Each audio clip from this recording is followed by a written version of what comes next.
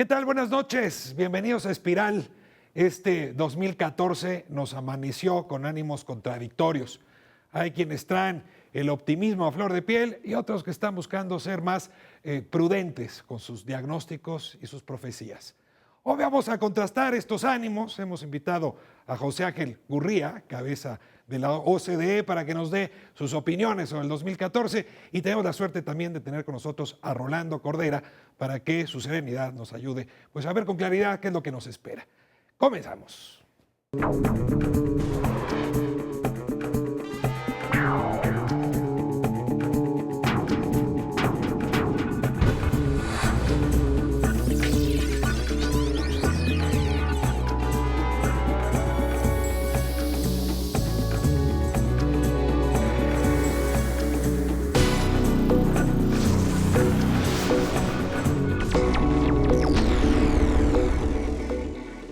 José Ángel Gurría, es un gusto para Espiral volverle a tener en este programa. Estas entrevistas empiezan a ser ya para nosotros una suerte de corte de caja, si no anual, sí cada 2 años. Bienvenido de nuevo. Gracias, muy amable. Déjeme comenzar con alguna reflexión que hacía usted justamente en el comienzo del año. Decía que 2014 podía ser el año de la inflexión política, económica y social de México. Es una de las voces más optimistas que he escuchado en estos tiempos. Hay varias, pero creo que usted es la más optimista. De otro lado, tengo algunas voces que andan justamente en el otro extremo, muy pesimistas, hablando de la catástrofe que 2014 puede ser para el país. Yo quisiera preguntarle, ¿qué fundamentos lo llevan a decir que este puede ser un año clave para el país? Yo creo que el año de inflexión fue el 2013. El año del 2014 será de implementación, de ejecución, porque en 2013 se aprobaron una colección, una batería, un paquete de reformas que muchos de nosotros que hemos tenido responsabilidades en el Ejecutivo, pues difícilmente hubiéramos podido imaginar, inclusive algunas de ellas en lo individual. Cada una de ellas hubiera sido motivo como para escribir a casa, ¿no? La de competencia, la laboral, la de telecomunicaciones, la de energía, la financiera, la fiscal, etcétera. Sin embargo, todas juntas, lo que representan es el potencial, no sino el potencial, el despegue del mediano y de largo plazo de crecimiento sostenido en México. ¿Que son todas? No. El presidente anunció que hay que entrarle al tema de la reforma al campo. Salud está pendiente. El tema de la consolidación de algunos de los servicios de salud, todo hacer más operativo el sistema, y la justicia, el sistema que da seguridad jurídica, la seguridad de la propiedad, tanto física de bienes como intelectual, el sistema de la capacidad de hacer cumplir los contratos, etcétera. Esto fortalece y además apoya, yo diría más bien sustenta, a cada una de las reformas que se están aprobando. Ahora regreso a las reformas. Estas son las cosas que hicimos nosotros. Usted está en lugar privilegiado también para hablarnos de las oportunidades que el entorno internacional nos ofrece. Bueno, ¿habría algo de este argumento también? La más importante de todas es la recuperación mundial. ¿Por qué? Porque la crisis nos dejó un legado de bajo crecimiento, alto desempleo, crecientes desigualdades, una caída, por cierto, destrozó la confianza de las sociedades en sus propias instituciones, en los partidos políticos, en los bancos, en los multinacionales, en los primeros ministros, en los parlamentos, etc. Y eso hace mucho más difícil que las leyes funcionen, porque si la gente, cada una está para su santo, ¿verdad? Porque la gente se vuelve cínica, cree que los gobiernos no están atendiendo sus temas. Es otra consecuencia muy importante de la crisis. Pero en el caso de las oportunidades, va a ser acuchillada limpia la salida de la crisis, porque se perdió tanto empleo, tantas oportunidades en términos de bienestar, tantas exportaciones, etcétera, que todo el mundo las va a querer recuperar lo más pronto posible, a como dé lugar. ¿Cómo estamos nosotros y todos para...? Y sin esta batería de reformas que hicimos el año pasado, no hubiésemos estado en posibilidad siquiera de aspirar a la batalla, de entrar a la batalla. Y además, esto ayuda a poner en contexto un poco las reformas del año pasado. no eran para ponernos a la cabeza del mundo. En gran medida era para emparejarnos. Para decir, bueno, ¿qué es lo que están haciendo todos los demás y por qué a nosotros no se nos ha dado, no hemos podido? La reforma fiscal, por ejemplo. Bueno, teníamos casi 20 años de no poder tocar el asunto. La reforma energética, bueno, pues teníamos más décadas todavía. La reforma laboral, La 40 educativa años. no se había hecho. La educativa, son de una trascendencia enorme. A veces se nos escapa. Ahora, me contagia su elocuencia, pero concédame que en este país la burra no era arisca. El año pasado arrancamos, así lo titulaban los cabezales internacionales, el memo, el momento México. 3 meses después, la decepción empezó a ser muy grande. Al punto donde se volvió de mal gusto ser optimista, casi como comer con la boca abierta o poner los codos en la mesa. Y al mismo tiempo, tuvimos varias voces insistiéndonos no solamente que el momento México, sino que este país se puede volver en la potencia 7 u 8 hacia el año 2030. ¿Qué de cierto hay en toda esta discusión o es pura mercadotecnia? Todas esas cuestiones de las listas y de los lugares en el mundo son muy interesantes, muy noticiosas, pero la verdad es que no nos llevan a la sustancia. Por ejemplo, decían, es que México ahora le van a subir la calificación crediticia, ¿no? Moody's, Standard & Poor's le va a dar la A. Bueno, pero no es porque estemos buscando la A. Si la reforma no hubiéramos podido aspirar a la A, deja uno de aspirar a la A, sino que hace uno todo lo necesario para que le den uno la A y entonces los otros van a llegar con la A y le van a decir, ¿sabe usted? Y ya los mercados hoy ya consideran que México es A. No triple A, ni doble A, pero A. Sí, pasamos por B muchos años. El precio del crédito ya considera que México ya pasó ese umbral. Siempre los mercados se adelantan. ¿Por qué? Porque la parte sustantiva de las políticas públicas se está abordando, pero la más importante de todas es la capacidad de poder llevar a cabo las reformas y de lograr los consensos y de sumar los votos en un contexto en que ningún partido tiene mayoría absoluta y menos aún mayoría calificada de 2/3. Entonces, hay una escasez enorme del elemento consenso y de la capacidad en el mundo entero. Se están haciendo alianzas, lo que pasó en Alemania, bueno, pues se tienen que juntar centro izquierda y centro derecha. Cosa que no ha pasado en Estados Unidos, cosa que no pasó en Inglaterra. En Estados Unidos hay una polarización no se ponen de acuerdo ni sobre la hora del día, ¿no? Quizá no Entonces, sea en tan México resulta que salen 8, 9, 10 reformas fundamentales con mayorías o mayorías constitucionales.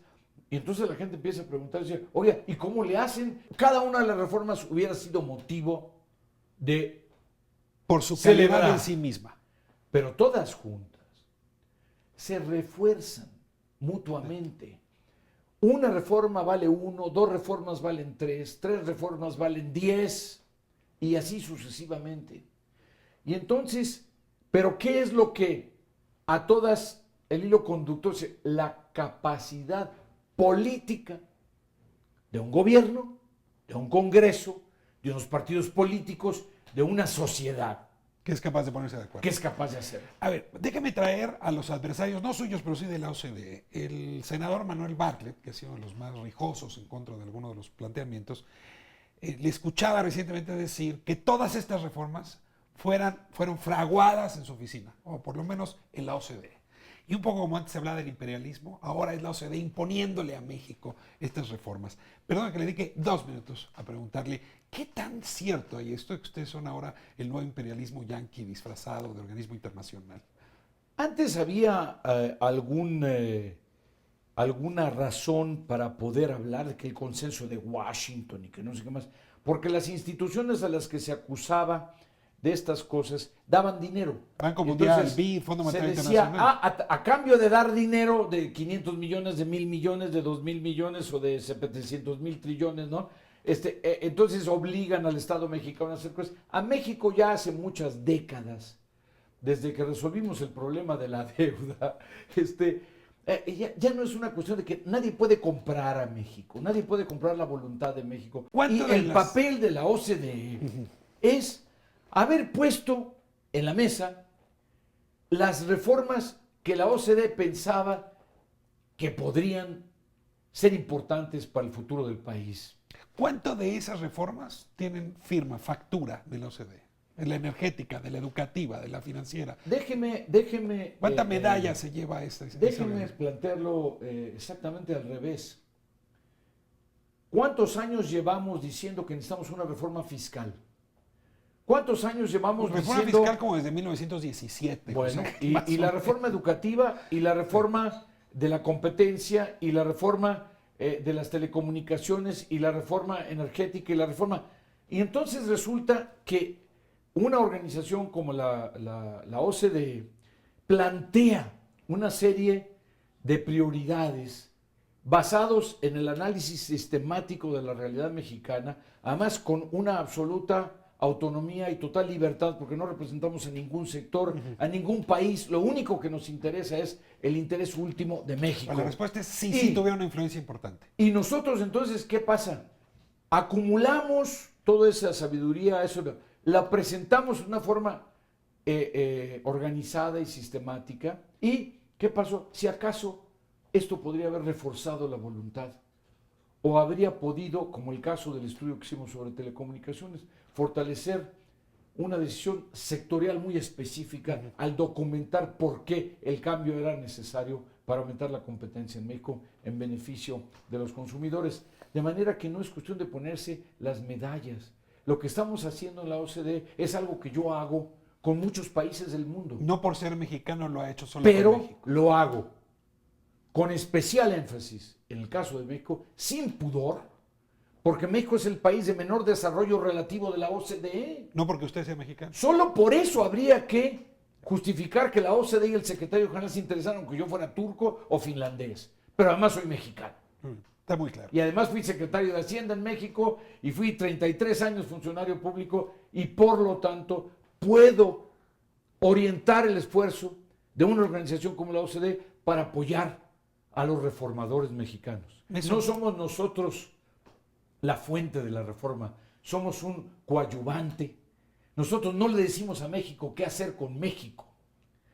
Lo que hacemos es ponerle a México enfrente lo que están haciendo todos los demás países del mundo sobre esos temas en particular, para que México ahorre tiempo, dinero y esfuerzo, como decía de la sección amarilla, ¿no? Déjeme moverme a una declaración que me llamó mucho la atención de su encuentro con los embajadores. Este es un país que le ha apostado varias veces a la modernización. Y si me permiten la metáfora, muchas veces logramos que el mexiquito, o sea, la parte alta del cohete despegue, pero el mexicote no despega. Usted hablaba de la desigualdad como la bomba molotov de nuestro tiempo. ¿Qué nos dice en materia de desigualdad? Políticas de lucha contra la desigualdad. En materia de desigualdad, yo les diría, para no traer los temas al nivel solamente doméstico, ¿cuál fue el eje central del último discurso de política pública del presidente Obama en los Estados Unidos? Fue la desigualdad, que se exacerba en un entorno de 6 años ya de crisis, cuya principal manifestación, el rostro humano de la crisis, es el desempleo. Y que ya en México y en los propios Estados Unidos se venía exacerbando previo a la crisis. Y nada mejor que una buena crisis para que la desigualdad realmente se vaya, ¿no?, se exhiba en balística. Y esta crisis ha sido tan buena como las puede uno tener. No hay ninguna otra en nuestras vidas que haya sido tan grave, tan larga, tan profunda. La crisis mundial. De hecho, a México no le ha ido mal en esta crisis, pero sin embargo, el tema de la desigualdad se ha vuelto un tema en sí mismo. Antes, ¿qué pasaba? La desigualdad decía, no, como hay una crisis, aumenta la desigualdad, ya existía la desigualdad. La forma de resolver el problema es darle empleo a la gente y eso se resuelve con el crecimiento. Entonces, la desigualdad era una especie de segunda derivada de que se caía el crecimiento y la solución era volver al crecimiento, entonces iba a volver el empleo y la desigualdad se iba a resolver. No es así.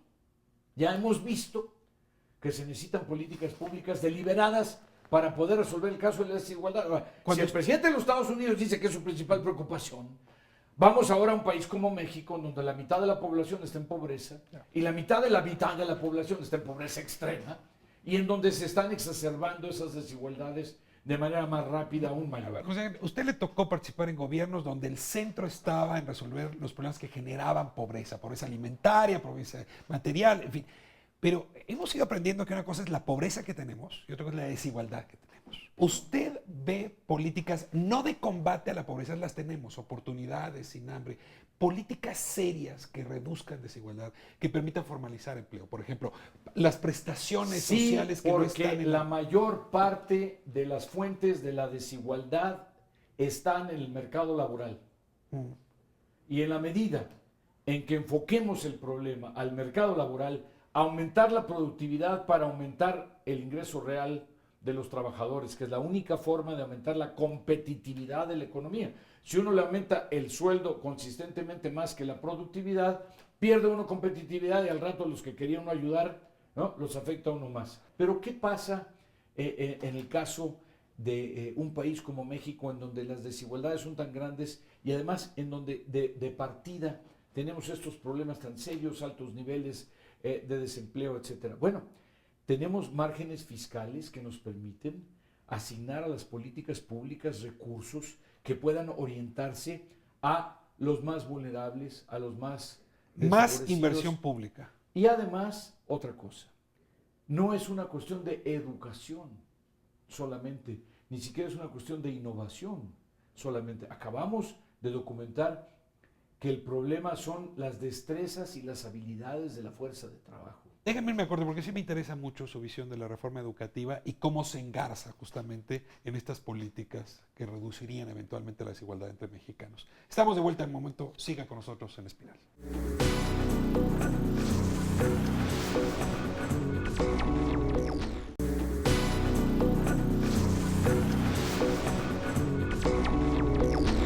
Estamos de vuelta en Espiral, hablando con José Ángel Gurría, y justamente estábamos hablando de esta agenda pendiente desde hace tantos años como el resto de las reformas, que son las políticas para disminuir la desigualdad, que es una marca fuerte de América Latina, y México es un espécimen que muestra esa marca.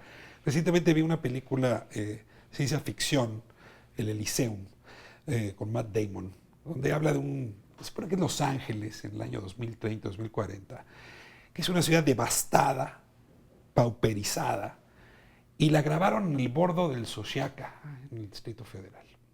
Y luego la élite de ese mismo mundo vive en un satélite, a varios kilómetros de la Tierra, en unos lujos extraordinarios. Yo me imaginé el bordo del Xochiaca con interlomas, en fin, zonas que en nuestro país se van mezclando. No hemos logrado, José Ángel, romper las barreras que hay entre un México y otro. En justicia, en educación, en salud, hay mexicanos de primera y mexicanos de segunda. Estas reformas estructurales pueden ayudar a que el país despegue, pero no insisto a cuestionarlo. Estábamos hablando del tema educativo y quiero pedirle que nos ayude a entender cómo la reforma educativa podría enfrentar esta discusión. La reforma educativa es uno de los elementos fundamentales de lo que nosotros llamamos la agenda de cambio estructural. Es educación, innovación, más competencia, flexibilidad en los mercados laborales, flexibilidad en los mercados de productos, el sistema fiscal, el régimen de los impuestos, lo que se dedica a investigación y desarrollo, a la innovación, el papel de las universidades, es decir, todos estos elementos que van a hacer que el crecimiento no sea de un año a otro, sino que sea sostenido en el mediano y en largo plazo, que es lo que el país necesita, la acumulación de años de crecimiento, para que no tengamos que estar presumiendo de que ahora crecemos al 4 si el año pasado crecimos al 1, y entonces el promedio pues de todos modos sale muy bajito, ¿verdad? Y la inversión en recursos humanos estabiliza el crecimiento. Entonces, el tema de la educación es fundamental y se han hecho ya una reforma constitucional y varias leyes secundarias. Nosotros hemos tenido una interlocución privilegiada, intensa, con la Secretaría de Educación, pero además yo mismo me he reunido ya 3 veces con el sindicato, con el CENTE, el Sindicato Nacional de Trabajadores de la Educación. Y el sindicato comparte este objetivo. El sindicato está buscando la mejor manera de capacitar a sus docentes. ¿El solo cambio de líder cambió las cosas? No, de ninguna manera. Lo que ha cambiado es el marco constitucional, ha cambiado el marco legal, La verdad que se sí. ha definido perfectamente bien quién es el rector de la política educativa en México. Entonces no es una cuestión de cambio de líder. Francamente, Es una frivolidad. lo que haya pasado con el cambio de liderazgo y todo lo demás no tiene necesariamente como única reporte como PISA. única fuente el tema del cambio de la calidad de la El educación. reporte PISA que sacan ustedes mide capacidad de los educandos, de los muchachos, de las niñas, para agregar valor a lo que van aprendiendo. Sí. Es un problema no solo de lo que saben, sino qué hacen con lo que saben. Exactamente. Es decir, leen un párrafo y cómo lo interpretan. Sí. ¿Qué de la reforma constitucional o a las leyes secundarias modifica la forma como se está enseñando en México? No. El problema es que está, digamos, mal planteada la causalidad. Lo que se modificó fue no el contenido de lo que se enseña. El método pedagógico no se toca. Eso no, el método pedagógico puede cambiarse, pero además debe estarse cambiando constantemente. Lo que ahora se institucionaliza es la Rectoría del Estado sobre la política de educación y la evaluación como un elemento central por parte de una institución que inclusive no es el Ejecutivo, Autónoma. que es constitucionalmente autónoma, y finalmente el colgar del desempeño de los profesores, de la evaluación, el mejoramiento de la calidad de la política educativa. Lo he escuchado usted que preocupado. empieza por medir dónde estamos. No solo con los PISA de 15 años, pero también ahora con la estrategia o la iniciativa de habilidades y destrezas, que es para los adultos, con la encuesta que tenemos de Talis sobre los profesores. Estamos trabajando también para los directores de escuela.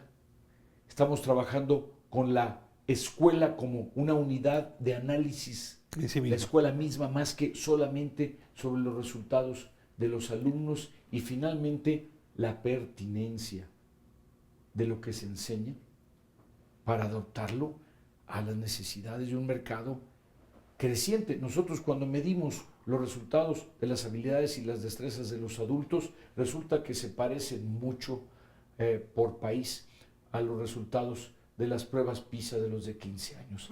Quiere decir que hay toda una recurrencia y toda una prolongación del fenómeno, y por lo tanto, muy claramente, dónde están los elementos comunes que hay que atacar.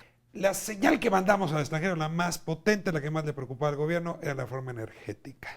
Es decir, pasadas esas reformas que realmente convencimos de que este país se estaba moviendo y que en efecto había un conjunto, que ese conjunto no hubiera sido tan visible internacionalmente sin la energética.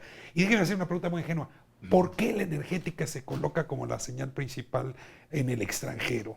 Porque es un tema en el cual durante muchos años, a pesar de todos los avances y la modernización y la apertura, un régimen libre comercio, 35 acuerdos y 40 países, etcétera, ese tema no se había tocado, nunca se había incorporado en un acuerdo, etcétera. Se había vuelto una especie de tabú, y además, casi independientemente de los partidos políticos, no se intentaba siquiera. Pero por otro lado, tenemos un régimen fiscal que depende del 40% de sus ingresos, de los impuestos que se le quitan a Pemex, a quienes se le quita, por lo tanto, como el 70% de su ingreso bruto, se le generan pérdidas totalmente artificiales que inclusive le hacen difícil poder captar capitales para poder crecer, en virtud de que tenemos un régimen fiscal que depende fundamentalmente del petróleo, y por otro lado un desarrollo que necesita quizá 40,000 millones de dólares al año, de los cuales solo hay una fracción en el presupuesto nacional, y por lo tanto se vuelve absolutamente indispensable contar con capitales privados nacionales y extranjeros para complementar el crecimiento de la industria. Ahora, ¿por qué tan importante? Porque efectivamente se abren posibilidades de inversión en un sector que hasta ahora no se había siquiera discutido. Y también, yo diría... Pero la reforma Calderón se discutió. No, pero yo diría hoy, si nosotros llevamos al impacto de los próximos 10, 20 y 30 años la ley de competencia y los efectos de la ley laboral, los efectos de la ley de telecomunicaciones, yo me atrevería a decir, quizá, que el efecto de estas reformas será en el tiempo más importante todavía que el de la reforma energética. Sí, le hemos puesto demasiadas expectativas, una varita mágica que a lo mejor merece atención, pero no tanta obsesión. No le hemos puesto, dicen, sí, pues es como la hormiga, ¿no? La mosca que dice, estamos arando, ¿no? Estaba en el lomo del buey. Bueno, déjeme decirlo, los lo que medios pasa de es que comunicación y el y presidente de la República. Es juntos, natural, es noticioso. Está muy bien. Y además ha sido una especie O sea, baja usted la expectativa en del esto. ábrete sésamo, y por otro lado ha sido el que coronó, fue la cereza del pastel, si acaso, de la Lo que nos reforma. dicen es que hay inversiones y coronó extranjeras el que van a asunto venir de la muy fuerte. credibilidad y todo lo demás. Entonces está muy bien, qué bueno que así sea, qué bueno que además tengamos estos elementos que permiten llegar a la imaginación y a la atención de los grandes inversionistas, de los financieros, de los analistas, en fin. Pero No espera insisto, usted ríos de inversión a México por esta vía. no sucederán mañana. Ya. Primero, leyes secundarias. Segundo, la parte de los contratos, etcétera, y la seguridad jurídica necesaria, todo lo que... El tiempo que se toma, el asunto es demasiado importante para ser urgente. ¿Ok? Muy bien. No es algo que debamos precipitar, y además hay que resistir la presión de la opinión pública. Decir, ¿cuándo me da usted resultados? ¿Cuándo me da usted resultados? Bueno, los resultados se darán cuando se den, pero si se plantean de manera sólida, tomando las mejores prácticas del mundo entero, con las restricciones nacionales, naturales, del propio sector sensible políticamente en México, etcétera, entonces los efectos serán permanentes, en lugar de ser una llamarada de petate. Déjeme moverlo a otro tema. Cuando usted empezó a ser funcionario público en este país, pues vivíamos en exceso protegidos. Y ya estaba dándose una apuesta muy importante por la industria manufacturera extranjera, lo que llamaban las maquiladoras. Y se creó un régimen especial, justamente para provocar que la exportación pudiera ser una locomotora que jalara al conjunto de los vagones. La OCDE recomienda recientemente concluir con esos regímenes especiales y concretamente veo a los maquiladores ahora muy enojados. Yo quisiera que me ayudara a entender, más que el detalle, qué está pasando con la industria maquiladora, qué tanto el sector maquilador es relevante para este fenómeno de crecimiento que estamos esperando. Y hablo de este sector al que México le ha apostado mucho El tiempo. sector maquilador es muy importante, es nada más que México, lo que debemos aspirar es ser cada vez menos maquiladores y cada vez estar generando más conocimiento. Nosotros tenemos que irnos moviendo hacia una economía cada vez más basada en el conocimiento y menos en la mano de obra barata. Pero eso no quiere decir que vayamos a provocar un encarecimiento artificial de la mano de obra que no tenga que ver con el aumento de la productividad. Vamos hacia el final de la entrevista. ¿Escuchó usted a Aurelio Nuño, jefe de la Oficina de la Presidencia, ahora también con los embajadores, hablar de esto que denominan la marca país? Hemos hecho algunos programas aquí en Espiral justamente sobre la narrativa que está transmitiendo México, más allá de los números, de los acuerdos. Y es una narrativa que nos andamos lastimados, pues. El tema de la inseguridad, del narcotráfico, de la violencia, ha lastimado ese espejo extranjero donde los mexicanos nos vemos.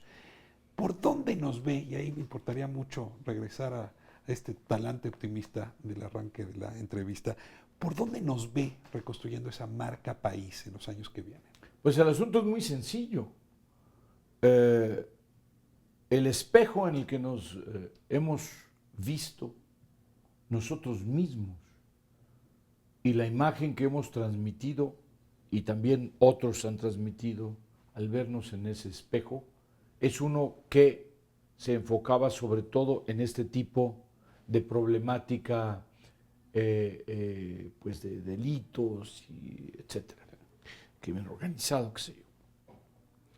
Lo que ha pasado ahora es que se ha agregado a eso, que iba acompañado de un crecimiento mediocre, de un crecimiento muy poco deseable, otro espejo, otro México, una imagen una visión de otro México mejor, de más crecimiento, de más empleos, de mayor prosperidad, que no va a suceder de manera mágica ni mecánica, porque no es un espejo mágico, es simplemente la promesa, el potencial resultado, entre otras cosas, de decisiones como las que se han tomado por el Ejecutivo, por el Congreso, por la sociedad civil, por el sector privado, etcétera, en los últimos 12 meses.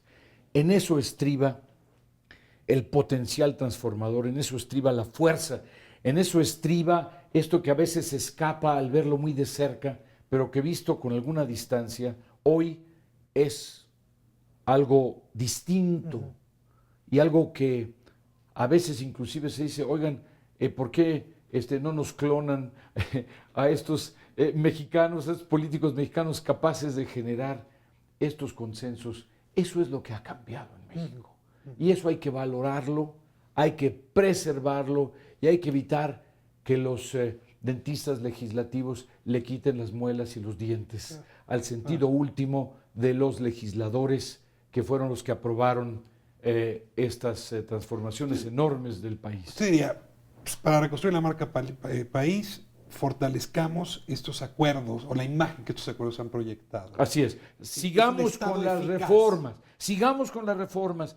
El problema es cómo transformar a las reformas de un evento y de una negociación de 12 o 18 semanas con unos textos a un estado de ánimo, en donde inclusive se reconozca rápido que a las reformas hay que reformarlas o que no están funcionando, que hay que ajustarlas o que todavía falta tal o cual, y entonces hacer de la reforma una constante y algo natural en lugar de que sea excepcional y traumático. 2013 fue un año en donde el presidente tuvo que estar muy metido en el país por los asuntos de política interna, doméstica. 2014 está anunciado como un año en que va a recorrer el mundo, justamente para tener un diálogo importante con respecto a este cambio de imagen. Termino con esta última pregunta. ¿Qué recomendación, ya más que como parte de la OCDE, como político experimentado, le daría al presidente para cambiar esa imagen? La OCDE es ya hoy una fuente de multiplicación del mensaje, porque nosotros como institución definimos nuestra misión en mejores políticas para una vida mejor. Eso es lo que pretendemos hacer con todos nuestros miembros y un número creciente de países que no son miembros, pero que se acercan a ver cómo pueden mejorar sus políticas públicas. México es un miembro de la OCDE. México ha hecho estas transformaciones.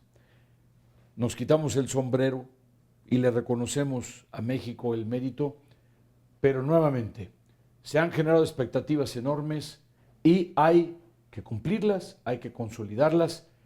El diablo está en los detalles, las leyes secundarias, la ejecución, la implementación, las reglamentaciones, los códigos, etcétera, pero también por un breve periodo vamos a capitalizar en los mercados con inversionistas, con financieros, con fuentes de financiamiento y de capital para complementar el ahorro interno.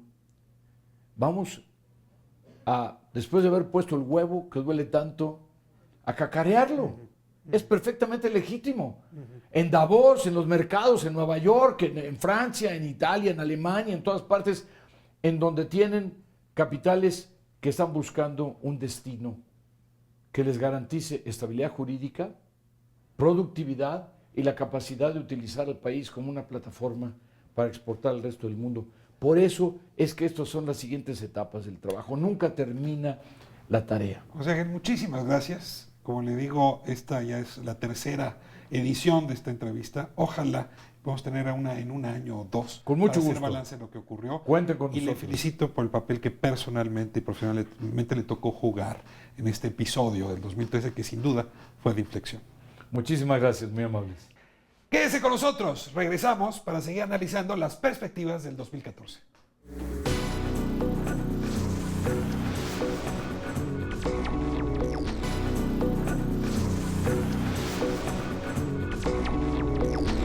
Abrimos este tercer bloque con Rolando Cordera. Tengo que decir que mis primeros pasos en televisión fueron justamente en su programa Nexos y desde entonces guardo no solamente respeto, sino también esperanza de guía con muchos de los temas. Rolando, bienvenido. No sabes qué gusto Muchas me da gracias tenerte aquí. por la invitación, Ricardo. Bueno, Rolando, acabamos de ver la entrevista que me Ujú. tocó hacerle a José Ángel Gurría justamente al calor de este evento que todos los años se lleva a cabo con los embajadores. Gurría jugó un papel principal como orador justamente en ese evento y como lo habrás escuchado, pues trae ánimos muy optimistas. Creo que es de los pocos mexicanos optimistas. ¿Será que no vive aquí? No lo sé. Primera pregunta, un poco esperando reacción tuya a esta entrevista, es si su optimismo sobre el año de la inflexión, él dice 2013, el año que México vive esta inflexión y 2014 empezará a virar la nave, ¿la compartes? ¿Tienes esa misma percepción? Bueno, no del todo. Pienso que el año puede ser menos malo que lo que fue 2013, que fue un año inesperadamente malo en lo económico. Aunque en lo político, pues el gobierno logró hacer las reformas que se propuso hacer, aunque habría que discutir eso también, si en efecto las reformas que resultaron fueron las que el presidente se había propuesto. Yo creo que en la energética no ocurrió eso, pero es otro asunto. Va a ser mejor año, creceremos entre 3 y 4, pero incluso ahí no hay consenso. El Fondo Monetario Internacional se ha mantenido en su predicción de que la economía crece 3%, el gobierno insiste en 4%, y hay analistas privados y no privados, académicos, que piensan que, sobre todo, gracias a la tenue recuperación americana y el sin duda alguna mucho mayor gasto público este año, podríamos esperar que sobre todo al final del año nos encontráramos con la sorpresa de que crece la economía por arriba del 4. Pero no hay un consenso en cuanto a una cifra y creo que está bien que no lo haya porque pues, el mundo está muy incierto y parece haber un problema serio en México de capacidad de ejecución y efectividad en todo lo que tiene que ver con el gasto y particularmente con la inversión pública. Ejercicio de políticas públicas. Antes de pasar a la parte del ejercicio, el argumento principal suyo, lo dijo machaconamente en la entrevista, es que el pacto por México es hoy lo que mejor puede vender el país hacia afuera. Es decir, que dada la mala imagen que tiene, y dado que la mayoría de los gobiernos en el mundo están polarizados y fragmentados, esto que hicimos en México en 2013 puede ser una gran carta de presentación al punto donde la imagen del México inseguro, violento, pueda de alguna manera verse trastocada. ¿Te deja alguna Bueno, idea? si es que el pacto hubiese continuado, Ricardo. ¿Ya? El problema es que el pacto no ha continuado y si en efecto el pacto tuvo ese impacto tan positivo, no solamente para el 2013, que no lo tuvo, sino hacia 2014 habría que esperar que el presidente se ponga ante sí la tarea de reconstruir el pacto en base a una convocatoria más amplia y más ambiciosa.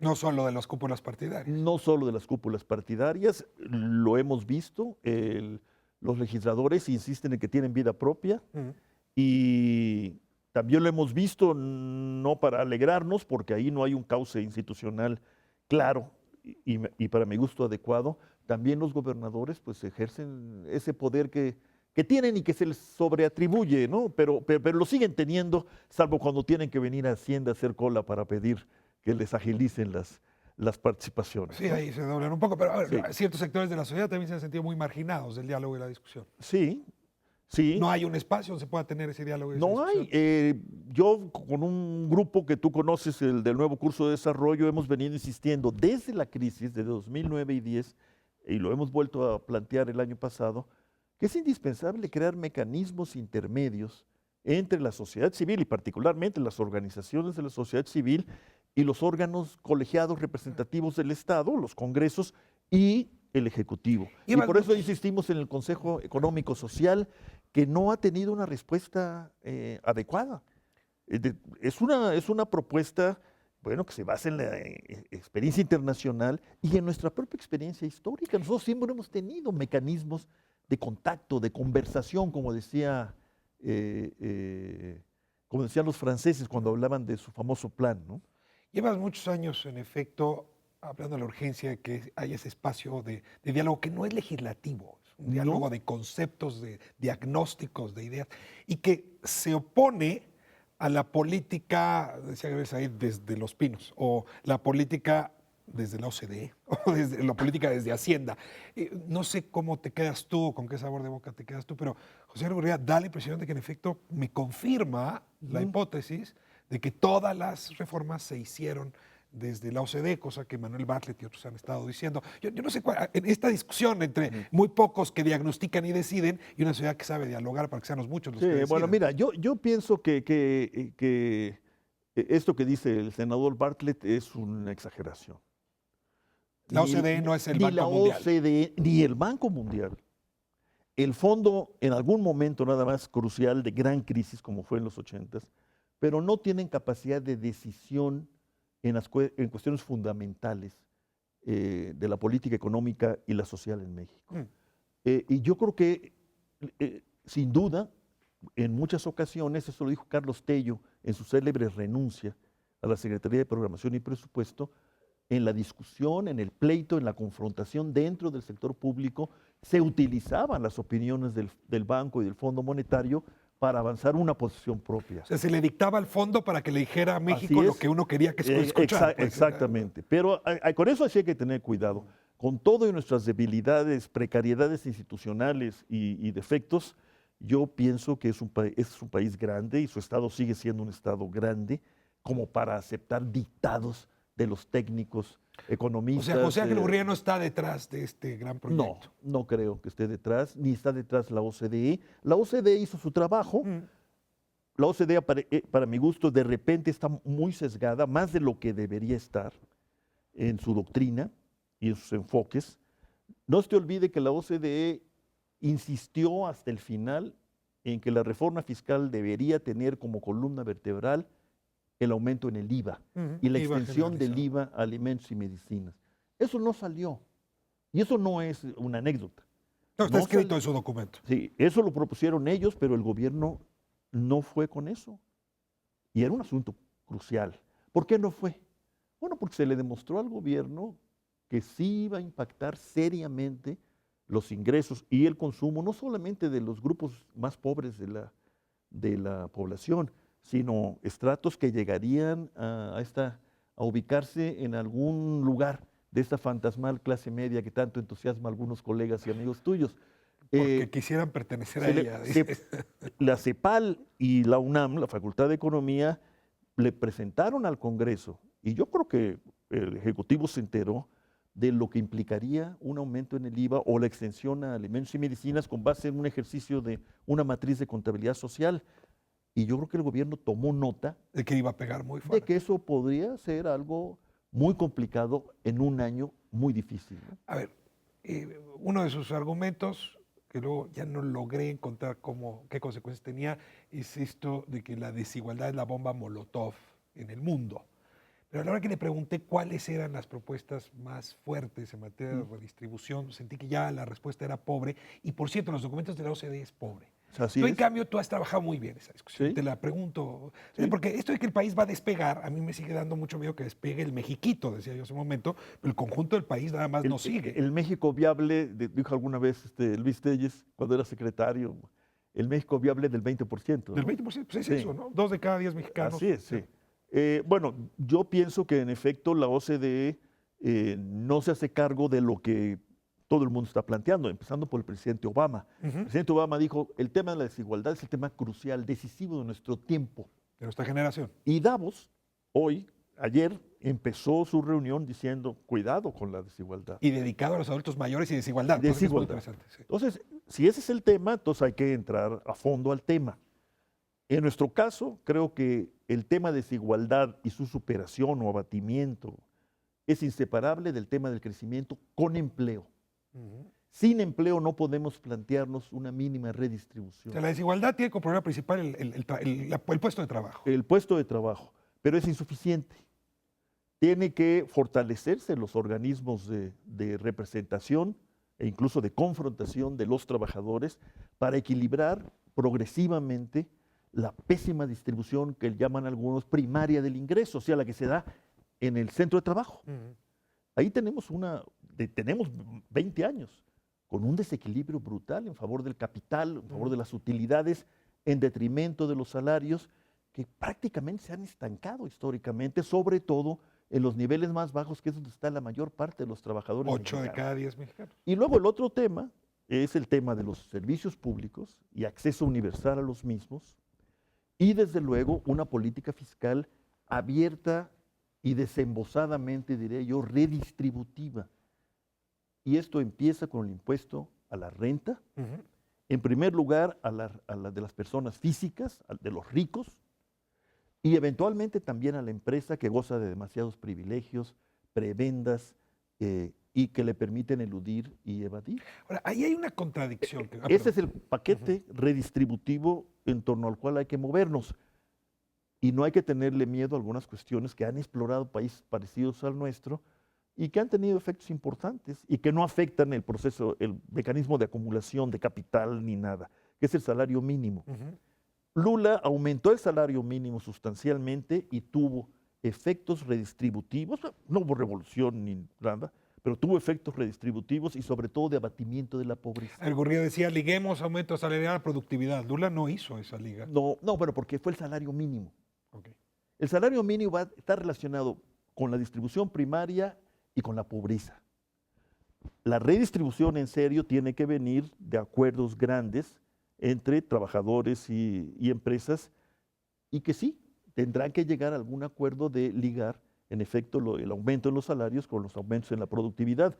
Pero para eso hay que ponernos de acuerdo en qué queremos decir por productividad, cómo la vamos a medir y qué organismos institucionales se van a encargar de eso. Tú has trabajado en distintos momentos, digamos, la propuesta de que hay ciertos sectores que merecen ser apoyados porque son los que generan pues, mayores indicadores de productividad, mejores salarios, mejores prestaciones.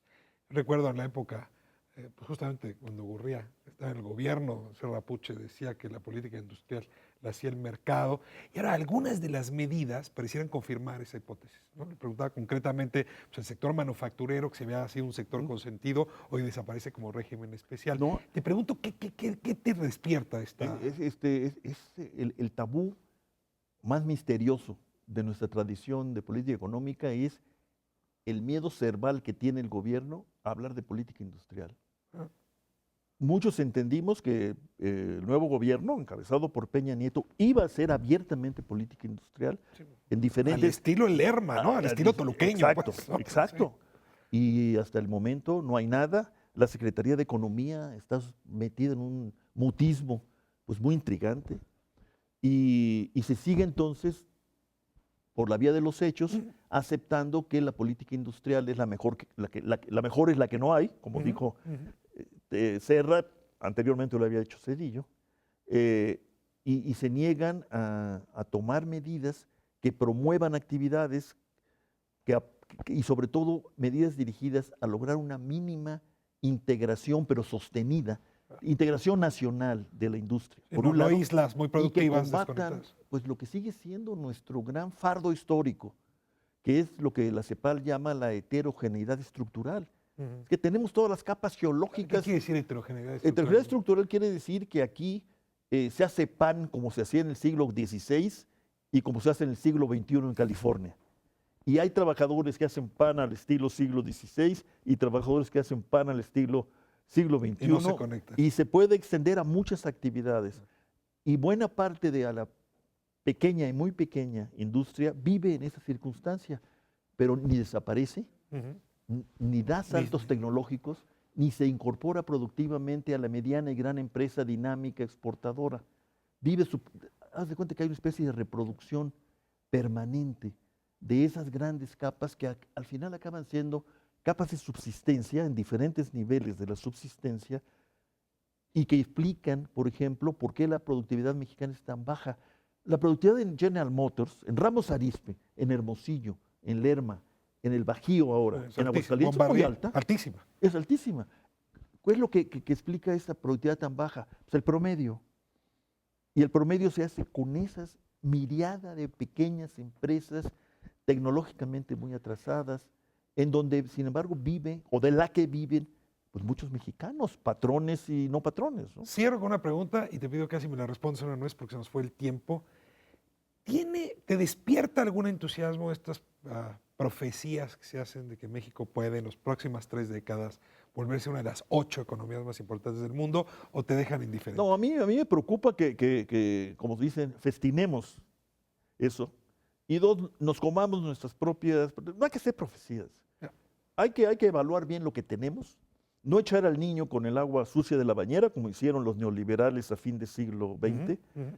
hacer la cuenta de nuestras capacidades y proponernos crecer lo más alto que se pueda de manera sostenida para enfrentar el tema del empleo, generar excedentes e ir creando un estado de bienestar, que es lo que necesita este país, un estado que proteja realmente a todos y en particular a los más vulnerables, que siguen siendo por lo menos la mitad de los habitantes del país. Ese es, más que profecía, es el propósito que yo haría de año nuevo y para los que siguen, porque es algo que va a tardar. Me quedo con él y bueno, déjame poner, ya que estamos con la posibilidad de poner deseos para 2014, que Espiral te tenga más seguido. Es una, Yo encantado, es una Ricardo. gozada tenerte aquí. Será un Muchas gusto. gracias, Roberto. Muchas gracias. Bueno, pues nos vamos, nos vemos la próxima semana aquí en Canal 11, miércoles 10 de la noche. Gracias por habernos permitido entrar a sus hogares.